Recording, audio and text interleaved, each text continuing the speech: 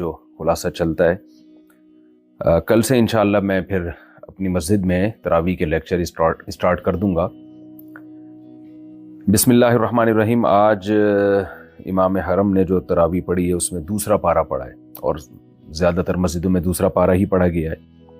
دوسرے پارے کی جو ابتدا ہے وہ تحویل قبلہ سے، پہلے نبی صلی اللہ علیہ وسلم مسجد اقصیٰ کی طرف رخ کر کے نماز پڑھتے تھے، تو اللہ تعالیٰ نے مدینہ منورہ میں پھر آپ صلی اللہ علیہ وسلم کو حکم دیا کہ اب بیت اللہ کی طرف رخ کر کے نماز پڑھا کریں۔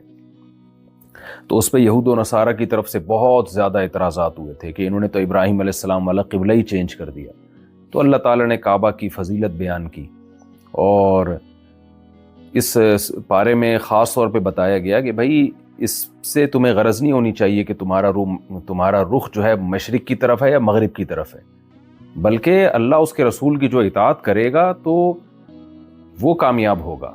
تو پہلے اللہ نے حکم دیا تھا مسجد اقصیٰ کی طرف رخ کرو، تو مسجد اقصیٰ کی طرف کر لینا چاہیے۔ اب اللہ تمہیں حکم دے رہا ہے بیت اللہ کی طرف رخ کرو، تو بیت اللہ کی طرف رخ کرو۔ تو تمہیں تو اللہ کی عبادت کرنی ہے، اللہ کی اطاعت کرنی ہے، اللہ کا حکم مان کے چلنا ہے، جیسے جیسے وہ کہہ رہا ہے ویسے ویسے کرو۔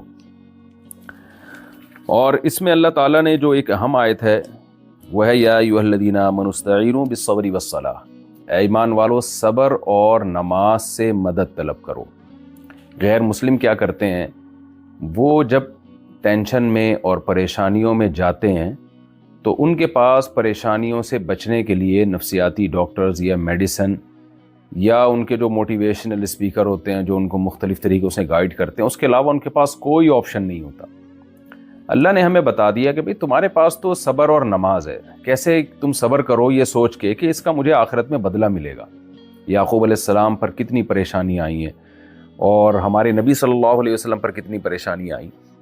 تو نبی صلی اللہ علیہ وسلم نے فرمایا کہ ایک حدیث کا مفہوم ہے کہ قیامت کے دن جب انسان اپنے اعمال کو دیکھے گا تو بہت نیکیاں ہوں گی، وہ کہے گا میں نے تو یہ کیا ہی نہیں ہے، میرا جو نیکیوں کا ترازو ہے وہ اتنا وزنی کیسے ہو گیا۔ تو اللہ کہیں گے تجھے فلاں موقع پر مصیبت پہنچی تھی، تو نے صبر کیا، پھر مصیبت پہنچی، تو نے صبر کیا، تو یہ وہ نیکیاں ہیں۔ تو کہے گا کہ کاش میری زندگی ٹینشنوں میں ہی گزری ہوتی۔ نبی صلی اللہ علیہ وسلم نے فرمایا کہ ایک کانٹا بھی اگر کسی کو لگتا ہے نا، اس کے بدلے میں بھی اس کا گناہ معاف ہوتا ہے۔ تو غیر مسلم کیوں مایوس ہو جاتے ہیں؟ اس لیے کہ ان کو پتہ ہے کہ اس ٹینشن میں اس کا کوئی آلٹرنیٹ تو ہمیں ملے گا نہیں، تو یہ ٹینشن ہی ٹینشن ہے۔ تو اسی زندگی کو اصل سمجھتے ہیں وہ، جب یہاں پریشانیوں میں آتے ہیں تو پھر خودکشیوں کی طرف جاتے ہیں۔ مسلمان کو پتہ ہے بھائی جو مصیبت بھی آ رہی ہے وہ خود بخود نہیں ہے، وہ اللہ کی طرف سے ہے، تو اللہ تعالیٰ اس کا مجھے نعم البدل عطا کریں گے۔